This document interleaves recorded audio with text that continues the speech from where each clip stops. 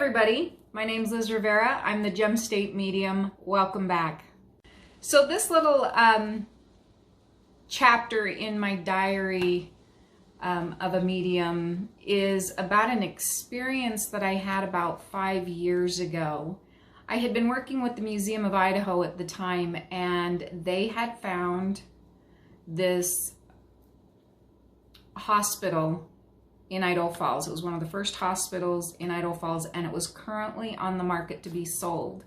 We were lucky enough to be able to go through that hospital and look around, and I was able to do a walkthrough with it, and it was also on the Haunted History Tour that year. It's since been sold, so you can't go into it. You know, it's privately owned now.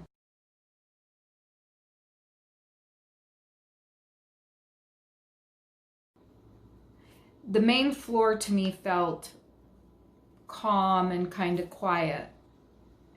The second floor was a little more interesting. It was broad daylight. We were looking around. I had gone into what was the sitting room, where they probably also did surgery, because it was a big open window with big, windows that kind of beveled out like that. So the lighting would have been the best in that room. I stepped out of the doorway to kind of look down the hall. And as I looked down the hall, I saw a tall shadow of a man, because that's how big it was and broad, but definitely a lot taller than me. He stepped out and kind of looked at me and stepped back in and was gone. And I was just like, wow, I mean, this is afternoon time. So I ended up walking down there to go check out and see what exactly it was, or if I could see where he had gone. And there was nothing there. He was gone. So I never did get to really meet that person that day. And then, so I kept going. There was another room down that way, and I didn't get a whole lot in there, just almost, other than, so it wasn't like I picked anything up when I went in this back room. It looked like it was probably a porch where people would have gone to sit. Maybe they wheeled them out on in their wheelchair and let them sit out on this balcony. But since then it had been shut in and made into a room. And that one I just kind of got a lightheaded feeling, kind of off balance in that room. So I stepped out of that room, and coming back, there was a door. Like if I'm facing the other way, I came back, and off to my left was a room. And I went in that room, and there was a man in there, short, very childlike. In my past, I have worked with the developmentally delayed and have worked in different facilities, and absolutely love that job and all the people that I got to work with and meet. The reason I bring that up and say that is because he struck me almost immediately as somebody who had some mental disabilities and some limitations, but very childlike. But I knew he was an adult. He was smaller in stature, short hair. If I remember right, he had kind of a brownish, reddish hair color, very short, and again, very playful. He wanted to show me his room.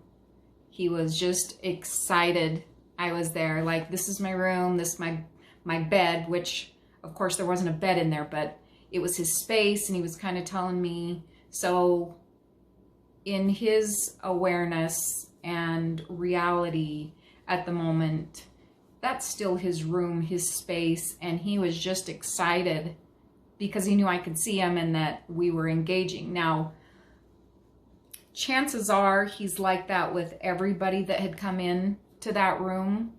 I just happened to be able to see him. And so that made me happy when I went in there, just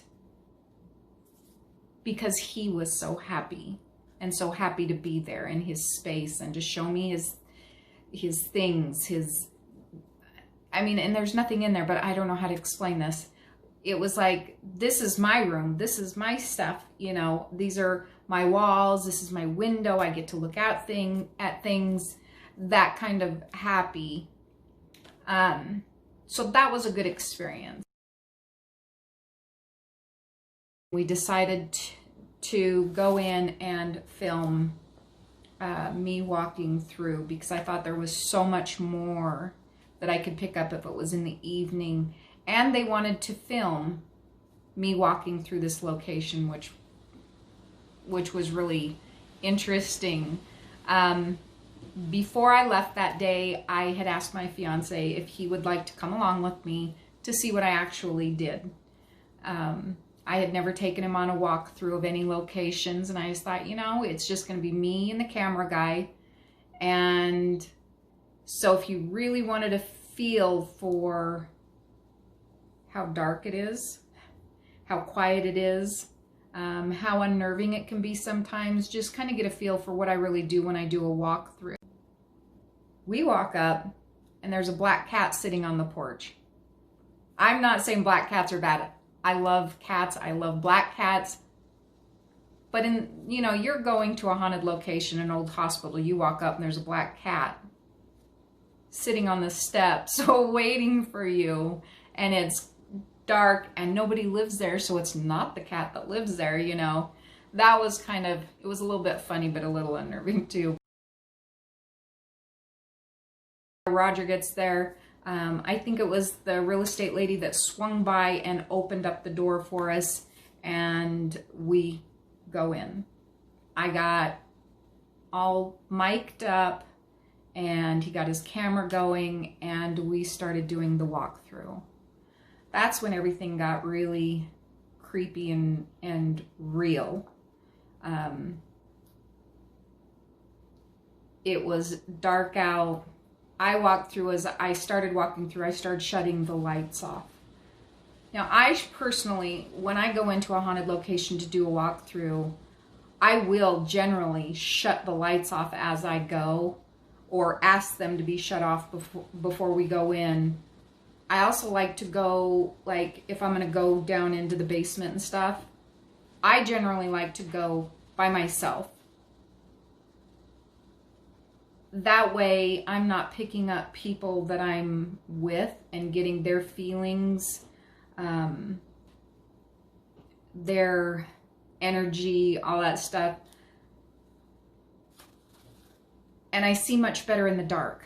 I don't know if that makes sense, but when it's dark, there's just so much less outside sensory stuff going on.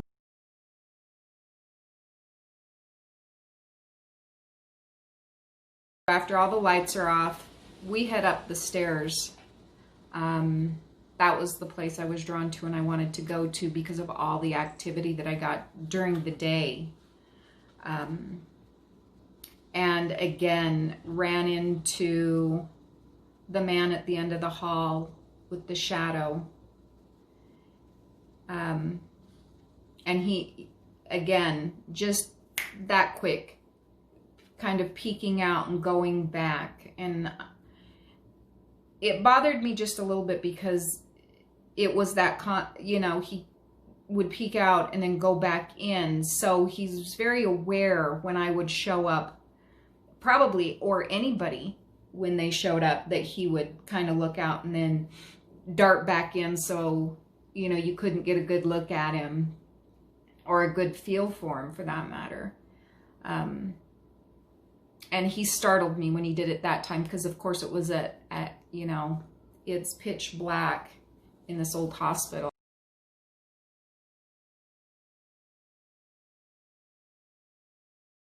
That last flight of stairs, I just had a very thick, heavy, almost frightened feeling.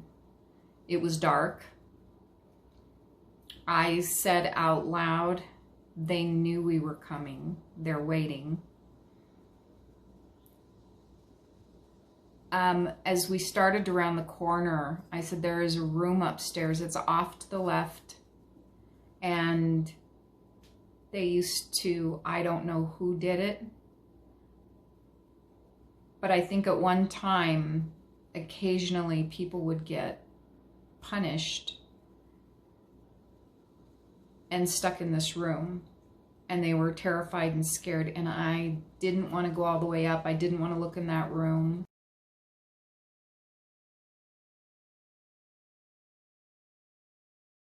But it did strike terror in whoever was shut in there. I didn't feel like they were still trapped in there, though. That was an energy that was left in that room from that experience. So I think anybody who put things in there, even if it was just used for storage, would probably end up having a little anxiety attack, maybe not even know why they were having an anxiety attack, maybe, you know, just kind of a panicked feeling or an uncomfortable feeling, but need to hurry and put, you know, the boxes in that room and shut the door and get out, because that room creeps me out. That I would consider a residual haunt, which is kind of a recording that plays over and over again, trapped energy within the walls in that room. That's what that was about. Then I went to across the hall, the first room. There was, I think that there was a night person or a person who probably oversaw, I don't know, that the residents there may have stayed in there. I don't know who else may have stayed in there other than that maid, maybe, back when it was a hospital, an orderly, something along that line, but it was quite a ways back. When I was in there, I had, again, an uncomfortable feeling, but it wasn't from residual, it was from whoever was in there with me. And he didn't necessarily like me being in there. When I was in there, I could hear, you know, Roger was kind of standing in the ballroom area, kind of filming in, and he was kind of talking, and at first I didn't hear what he was saying. And so then you hear me in the video say quiet, because I was getting like this guy, whoever was in that room, talking. I was trying to pick up what he was saying, and then I had Roger talking and he's saying things.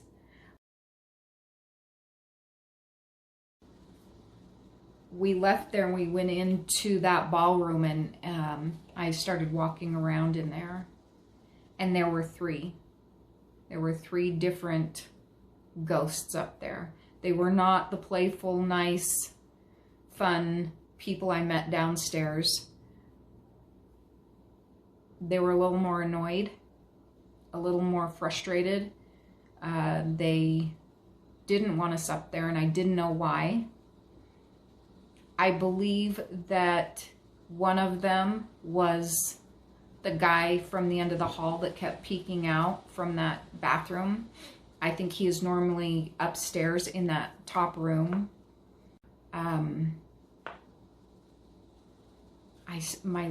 My legs, I started getting like pinched. That's what it felt like somebody just pinching my legs, and it hurt, and it was distracting. And I mean, they were just making it uncomfortable, so I couldn't be up there. And finally I say, you know, I've got to go. I can't do this anymore. I can't be up here. It feels like, you know, they're pinching me. You know, and we're going down. I just can't. And so we head back down to down the stairs, and we get to the landing. We were standing kind of in front of the doorway to come into the house, to the doctor's residence. And I saw the doctor. He had a scruffy kind of beard. He looked tired. And I'm going to read to you really quick what he said, and I'll put up the picture that I drew later when I got home. But what he said was, "I feel like I'm holding a number on a dead mother."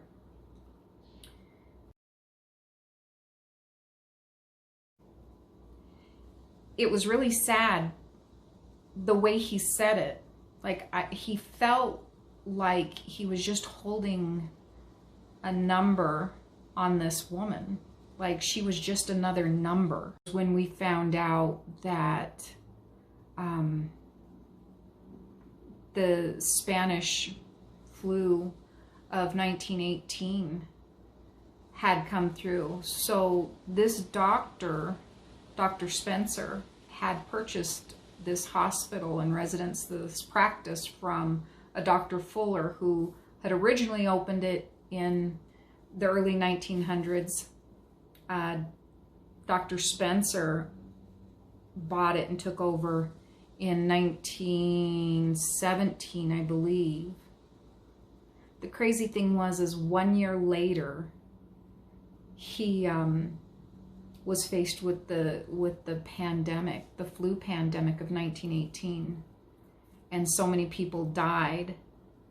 I thought it was ironic, and it made me think that when he was talking about, "I feel like I'm just holding a number on a dead mother," how many people must have passed away during that period of the flu, and that's how he felt. Like, he couldn't even connect. Like, she came in like so many others, and they were just another number. They were trying to take care of so many people, and he was tired.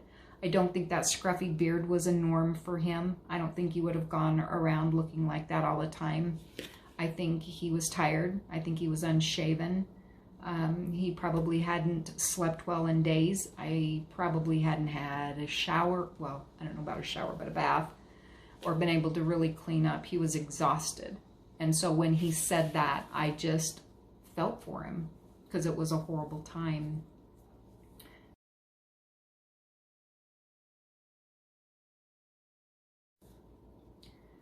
So we decide we're done filming. We're going to call it a night because of everything that had happened. I don't even remember how long we were in the house, but we decided it was enough and we were going to call it a night. Roger took the mic off. He shut his camera and stuff down. My fiance was standing off to the side that way. Roger was leaning against the counter that way, and we were just kind of talking about things, and I was leaning kind of against this counter with my hand on it. And it was within 30 or 40 seconds of him taking my mic off and shutting his camera down. I just happened to look down, and there is a little girl, swear to you, this girl, standing about counter height, right in front of me, right where I had just set my hand, and I pulled my hand back and jumped. She scared me. Not that she was evil and bad. I don't think she meant it that way. It was just kind of like, hey, so what are we talking about? But it scared me. After everything that had been happening, everything that was going on, it's made my heart jump, and I don't even know what they were thinking, but I don't even remember what happened after that. I think we just kind of packed up and left after that, because that was enough. So that little girl, just real quick, she looked like she was from the 1900s, 1920s, in that general area.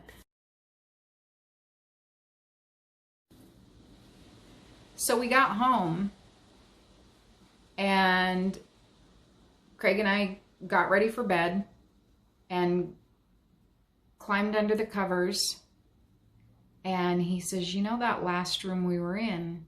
And I said, "Yes." He said, "Upstairs on the 3rd floor." I said, "Yes." He said, "I got so cold up there. I got really cold, like to the bone cold. I don't get cold." he said it was about the time that the cameras were having problems and you were saying somebody was pinching you. He said it was just got really cold in there. I said, yes. And he kind of paused a minute, and then he said, I can't get warm. I'm never cold. I never get cold. He said, I'm cold, like to the bone. And, you know, I just kind of patted him and said, you know, that's them. That was them.